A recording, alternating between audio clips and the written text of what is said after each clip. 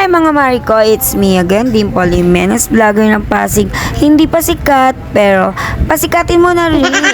So, ayun nga, ng mga time na yan is May 12, 2025. Boboto nga pala tayo ng mga araw na yan. So, ayun nga, pupuntahan natin ang aking Father Lulu. Father Lulu, para samahan at alalayan siya sa kanyang pagboto. So, ayun nga, inantay namin si Janelson dyan dahil nag-parking ng motor.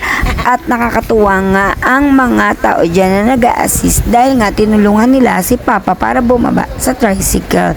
So, dumating na ang aking dudong dyan para siya na magtulak ng wheelchair ni Papa. O, diba? Thank you so much, Madudong. So, ayun nga, nung mga time na yan is, papasok na kami sa loob niyan. Ayan ang aking father. O, diba? Ang init ng mga time na yan. Kaya, buti na lang, dala ko yung isang aming pan para ipagamit sa kanya. Nung mga time na yan is, naiinip na siya. Kasi nga, ang tagal ng pila. So, ayun lang, mga Marikoy. Ayan lang ang kaganapan. Ayan ang aking father. So,